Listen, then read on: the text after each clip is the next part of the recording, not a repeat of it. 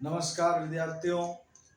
आज काफी दिनों बाद में एक और वीडियो लाए हैं और आपको टॉपिक बिल्कुल लिखा हुआ मिल रहा है और इसी पर आज अपन चर्चा करेंगे। अपन ने पहले संज्ञा, सर्वनाम और विशेषण तीनों पढ़ लिए हैं और अब बाकी रह गया है अपने विशेषण के प्रकार। इसकी अपन ने अध्ययन बाकी रह गया, उस अध्ययन को अपन करते हैं। गुणवाचक, संख्यावाचक, परिमाणवाचक, संकेतवाचक, व्यक्तिवाचक, ये कितने प्रकार हैं? 5 प्रकार हैं। 5 भेद है या 5 प्रकार। पहले अपन ने पढ़ा था विशेषण क्या होता है। संज्ञा व सर्वनाम की विशेषता बताने वाले शब्द क्या कहलाते हैं? विशेषण कहलाते हैं। और विशेषण की भी विशेषता बताते हैं, उसको प्रविशेषण कहते हैं।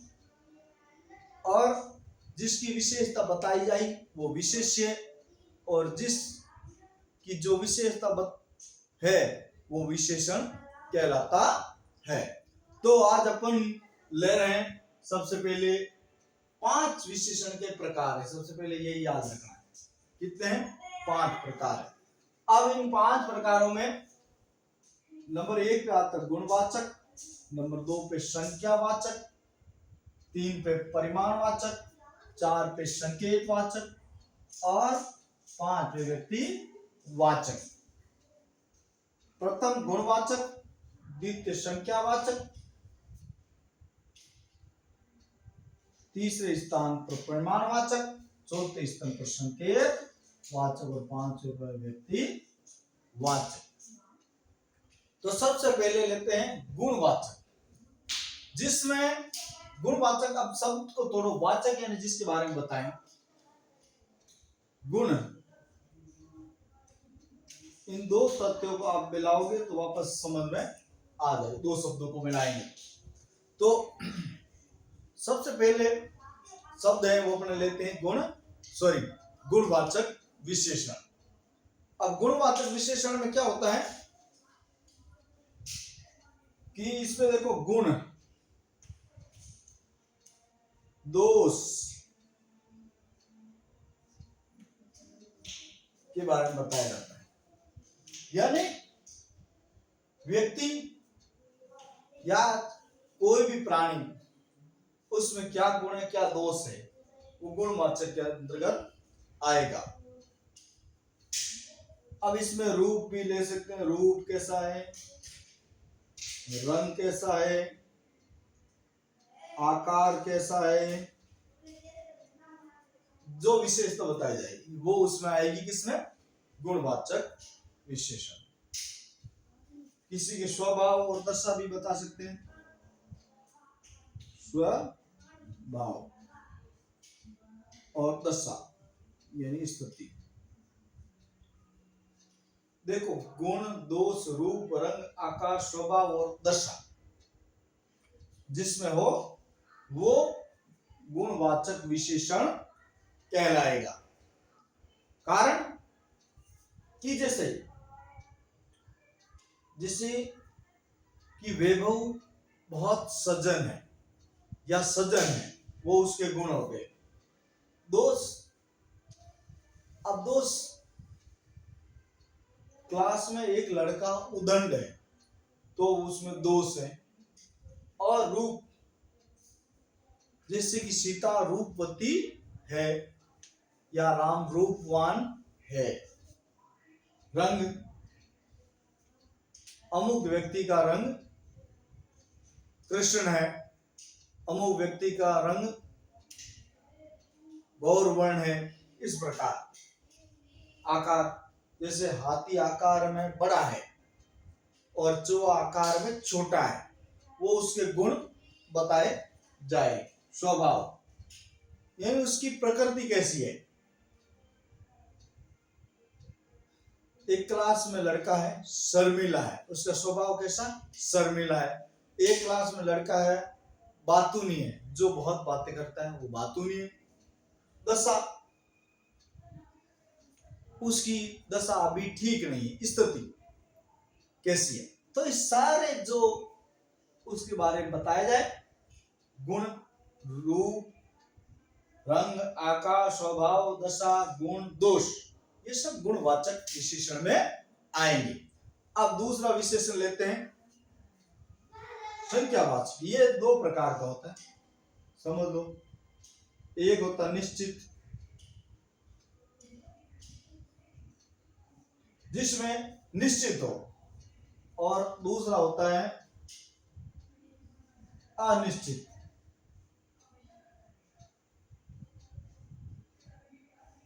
निश्चित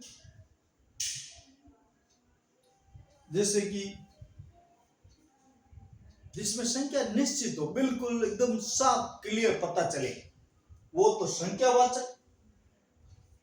और जिसमें संख्या निश्चित नहीं हो, वो क्या कहेंगे, अनिश्चित संख्यावाचक विशेषण कहलाएगा। अब शब्द को सबसे पहले लेते हैं, संख्या का वाचक कराएगा, संख्या का बहुत कराएगा, वो संख्यावाचक विशेषण कहलाएगा। निश्चित और अनिश्चित। निश्चित में जैसे कि 1, 5 ये निश्चित है, कुछ, थोड़ा, अब पता नहीं कितना है, कुछ में कितना है, थोड़ा में कितना है, अधिक, निश्चित नहीं है, वहां पे आएगा अनिश्चित संख्यावाचक विशेषण। और कर्म और गणना भी होती हैं, जैसे कि कर्म और गणना के लिए प्रयोग होता है, कर्म, गणना का इसमें बोध हो, उसका 7वां स्थान है, उसका 8वां स्थान है गणना कर्म में, इस प्रकार। अब लेते हैं परिमाण वाचक विशेषण, बांट लेते हैं। ये शब्द को पहले देखो, परिमाण, परिमाण वाचक, जिसमें मात्रा या तोल, किसका बोध हो, मात्रा, तोल, मात्रा और तोल का बोध हो, उसे परिमाणवाचक कहते हैं। मात्रा या तोल, जैसे 5 किलो,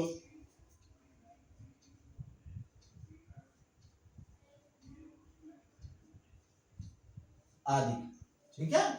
परिमाण, संख्या। संकेतवाचक, बिल्कुल संकेत शब्द से बना, संकेत वाचक, संकेत के द्वारा बोध हो, इसके द्वारा, संकेत के द्वारा बोध हो, उसको अपन क्या कहेंगे, संकेतवाचक विशेषण कहेंगे। अब संकेत में क्या होता,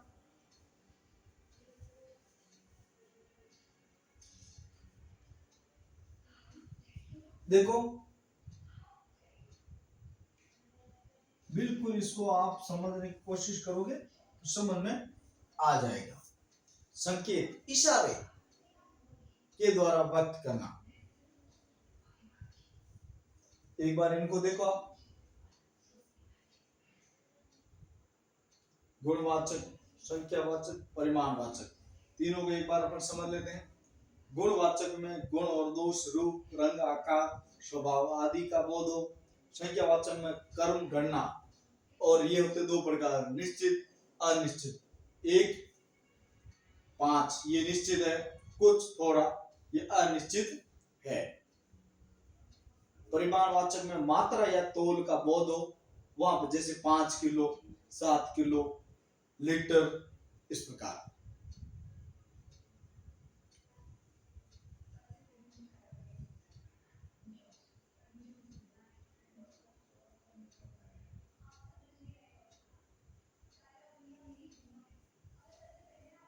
ठीक, अब इसमें जैसे लेते इससे, उससे, आदि, ये एक प्रकार का सर्वनाम है। क्या है, सर्वनाम, इसलिए इसे सार्वनामिक विशेषण भी कहते हैं। परीक्षा पूछे सार्वनामिक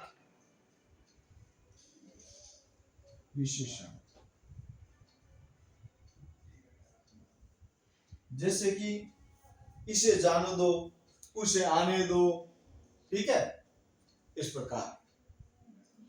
जैसे कोई आ गया, इस प्रकार। अब इसमें आ जाए इसे, उसे, कोई, तो उसमें संकेतवाचक। मात्रा तौल का बोध होता है, वो परिमाणवाचक।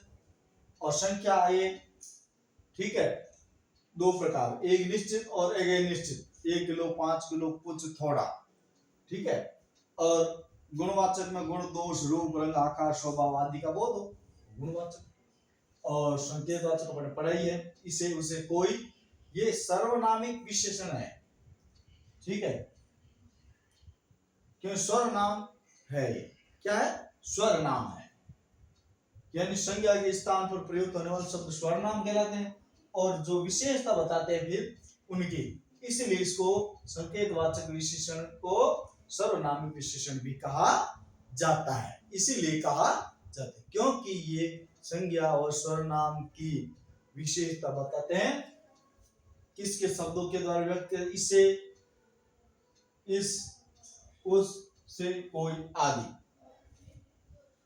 अब अपन लेते हैं व्यक्तिवाचक, यानी व्यक्ति विशेष का बोध कराए। किसका? व्यक्ति विशेष का बोध कराए।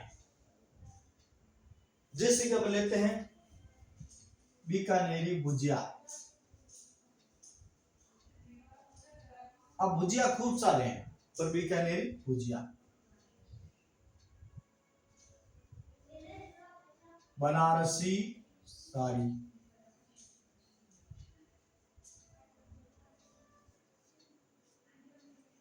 ये बिल्कुल आसानी से समझो, एक पेज का काम है और आप समझ सकते हो उदाहरणों के द्वारा, और अपने नॉलेज में ये सारे आ जाएंगे तो आपको कोई दिक्कत नहीं होगी। तो बिल्कुल समझ लेंगे। विशेषण के प्रकार 5 प्रकार। कितने प्रकार है? 5 प्रकार। 5 में पहला है गुणवाचक विशेषण, दूसरा संख्यावाचक विशेषण, तीसरा परिमाणवाचक विशेषण, चौथा संकेतवाचक विशेषण और पांचवा व्यक्तिवाचक विशेषण।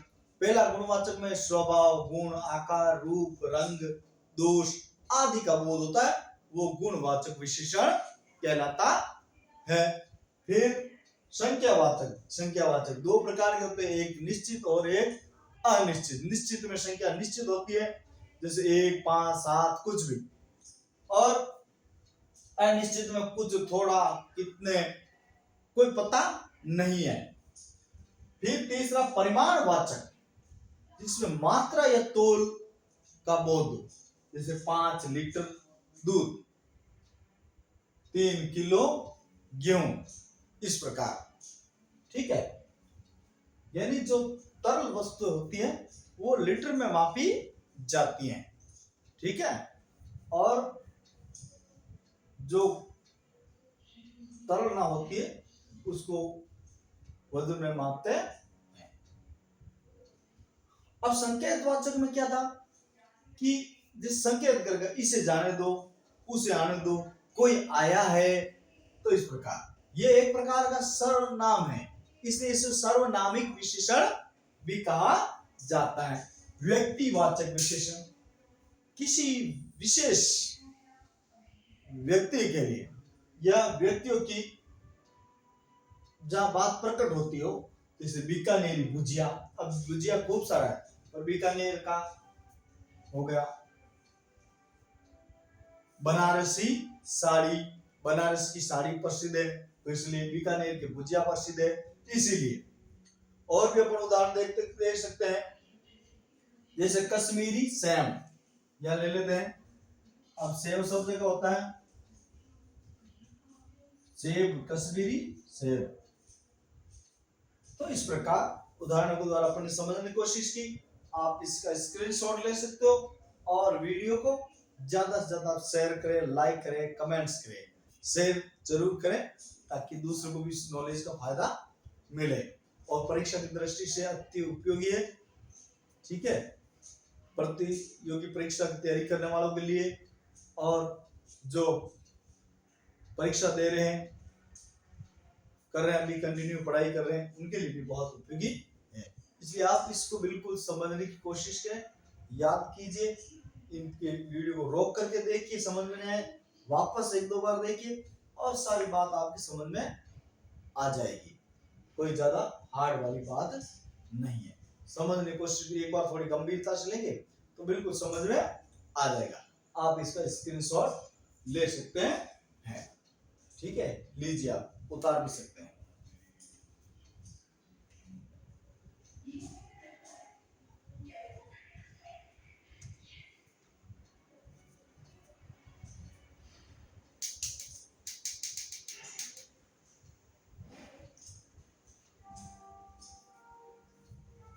ठीक है, आपने स्क्रीनशॉट ले लिया होगा, तो आप वीडियो को लाइक करें, शेयर करें, कमेंट्स करें और ज्यादा से ज्यादा वीडियो से जुड़े।